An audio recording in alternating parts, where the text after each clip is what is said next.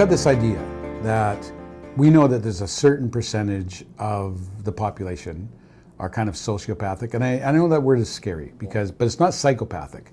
But so we know that for, I think it's like 7% of the general population don't have the same kind of capacity for empathy that most of us do. So they don't have, you could say they don't have a conscience, right? So they operate on a certain level, and most of them are like really pragmatic people. They're good people with good principles and values, but they don't run by that same kind of mechanism that you and I would have, where it would be like, oh, I just hurt Bill's feelings, that I wouldn't like it if my feelings were hurt, so I'm not going to hurt his feelings in the future. They don't have that kind of brain program that runs, so they learn more by like observing, and they go, oh, so nice people do these things, I will do these things. So that's actually a large percentage of the population, relatively speaking. I think it's 6 or 7%. So here's my theory.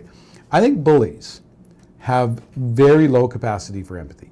So that's how their brain is built.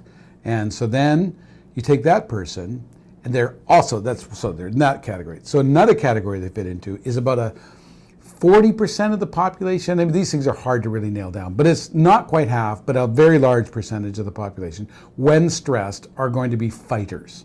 So most of us have one or three kind of ways that we tend to respond to threat in our lives. Either we fight the threat, or we try and neutralize or run away from the threat, or a very small percentage of us kind of freeze in the midst of the threat. But you've heard like the fight or flight response, right? That's what that is.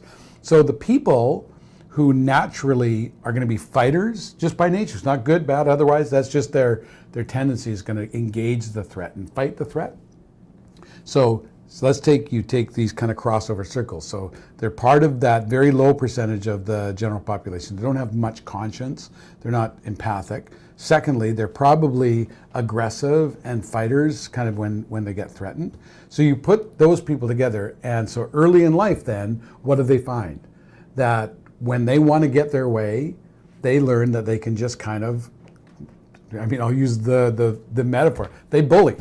Right? They just use, because most people aren't that interested in being in a fight. And so most people just then kind of just give way, and they learn that that's a good way to get what you want. And because they don't have this sense of like, yeah, but Dave, that hurt someone's feelings, or you just pushed little Ricky into the mud puddle because he didn't give you his lunch money. Like they don't think like that. They just don't have that level. All they know is, I got my way.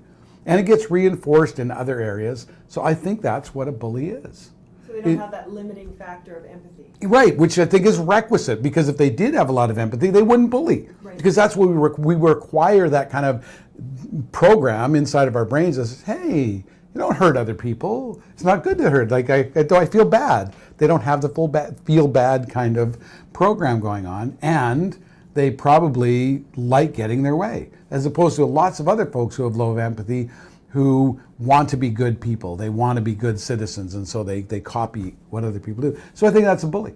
I think a bully is just someone that's got a bad combination of hardware going on, and then lots of social learning, habit forming, where they get, hey, if I treat people, if I just keep at it, if I just keep persisting, if I just punish you when you displease me, when I do all those sorts of things, I kind of get my way. I get what I want.